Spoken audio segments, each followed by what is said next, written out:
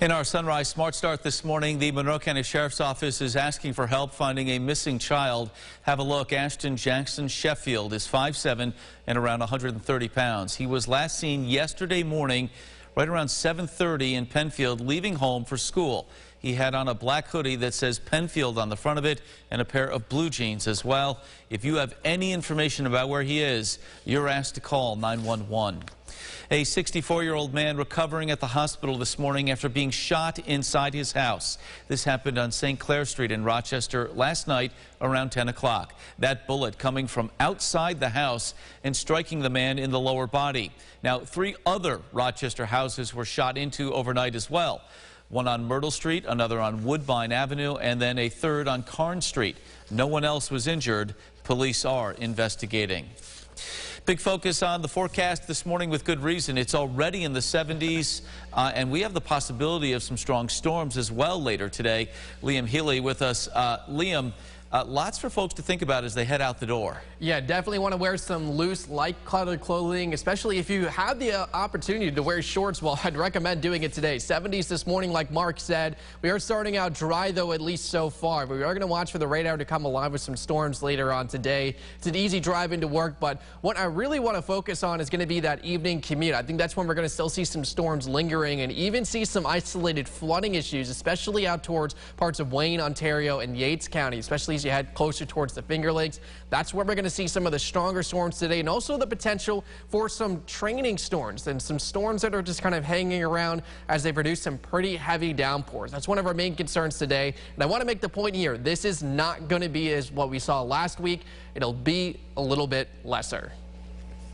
All right, Liam, thank you. Let's check the roads again with our Sunrise traffic. And so far, it's been smooth sailing on the main arteries. Live view of 490 here. No issues there. 390 and 590 up to speed if you are getting ready to head out the door right now. Republican gubernatorial candidates debating last night at Kodak Hall in preparation for next week's primary. Newsmax hosting this debate that featured Andrew Giuliani, Rob Astorino, Harry Wilson, and Lee Zeldin. News 8 caught up with the candidates afterward. This is going to be the revenge of the normal people. All political stripes. People are going to get off the couch and say, enough, I want my state back. And I'm going to be the vessel to do that. At a $220 billion budget statewide, the one thing we can all agree upon is there is way too much waste. We need to cut the budget 10 to 15% statewide so that way we can actually show businesses that we are open for business again in New York. My entire campaign is focused on the things that matter most to working families, which are crime, taxes, and cost of living. And you hear that across the state, talking to thousands of people. One of the ways that we can help revitalize local economies, to create jobs, to generate revenue, we should reverse the state's ban on the safe extraction of natural gas. Now, the big talking points last night: record crime rates, district attorneys not enforcing the law, bail reform, inflation, and the Second Amendment. Primary voting is underway with early voting. The primary itself is set for next Tuesday, June 28th. Developing news now, a plane going down in a Canandaigua field yesterday afternoon. The pilot was the lone occupant and is being treated at Strong Memorial with serious but non-life-threatening injuries.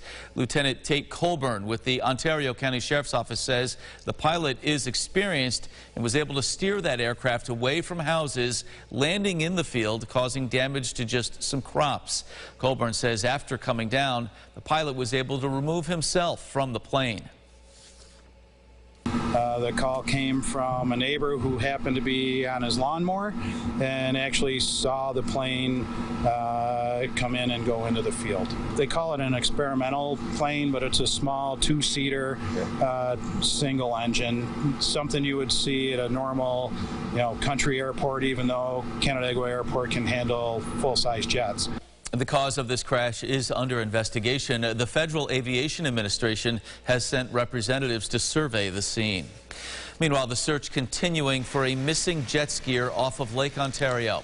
It's now day 5 of that search. Police identifying the missing jet skier as 43-year-old Anafil Nieves of Rochester.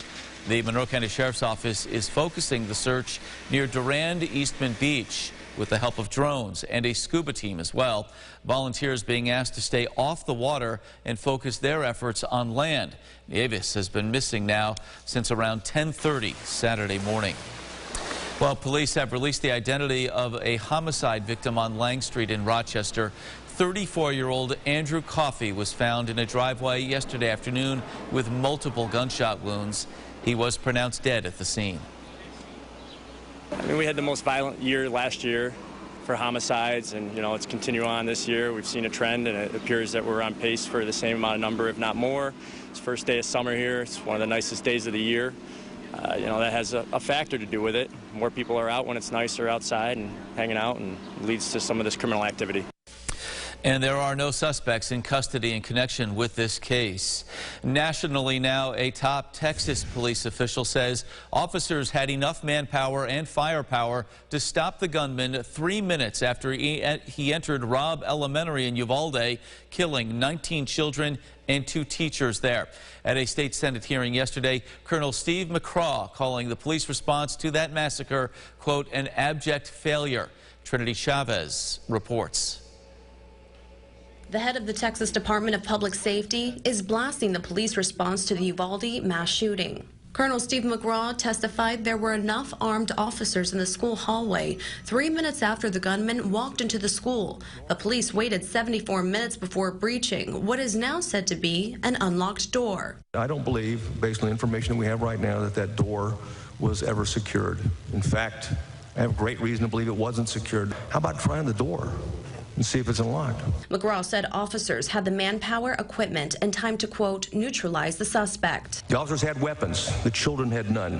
The officers had body armor. The children had none. McGraw placed blame on the Uvalde School Police Chief, Pete Arredondo. The only thing stopping a hallway of dedicated officers from entering room 111 and 112 was the on-scene commander, who decided to place the lives of officers before the lives of children. Arredondo has said he didn't have initial firepower to take on the 18-year-old gunman. In Uvalde Tuesday, the city council voted unanimously against giving Arredondo, who is a council member, a leave of absence from appearing at public meetings.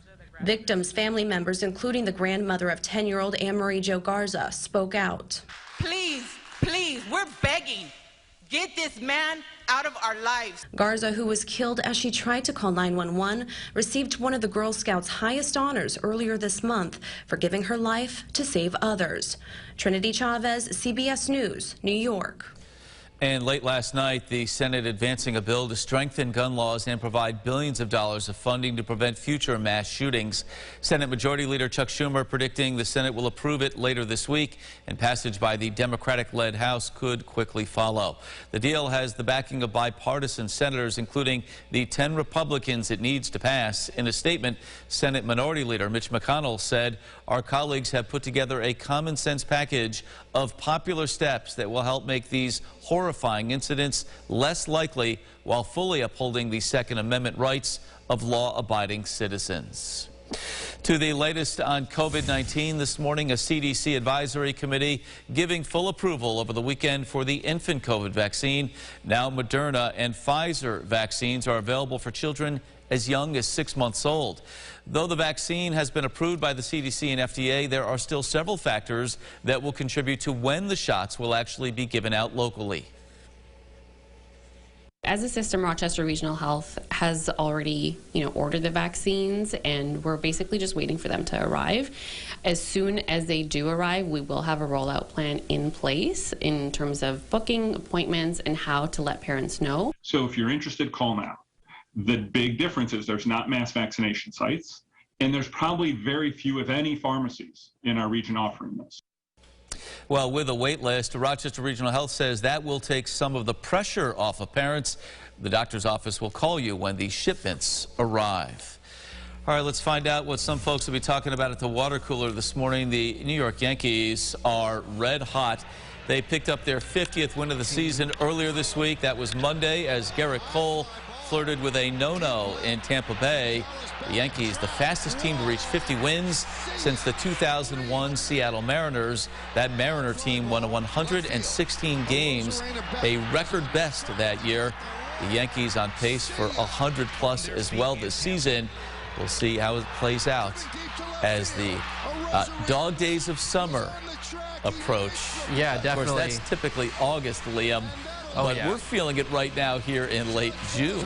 Yeah, you know what? This is on tap to be our third 90-degree day of this month, which is impressive to say the least. And that's where we're heading later on today. We're starting out in the 70s, a good jumping off point to get us to the 90s later on today. That heat, along with our humidity, going to fuel the chance for some storms later on today. One of the big things we're going to watch there is that risk for flooding later on. As you start to see storms begin to form just to the south of the Rochester metro area, we'll see them begin to kind of hang around parts of Wayne, Ontario, and Yates counties for a while later on today. And that'll be one of the things that I think we need to watch when it comes down to these storms, on top of that extreme heat that's going to come in along with it. All right, Liam, thank you. That's it for us for now here on News 8 at Sunrise. As always, thank you for tuning in. Our next update is coming up in 30 minutes. CBS Mornings is up next. Have a great day. Stay cool.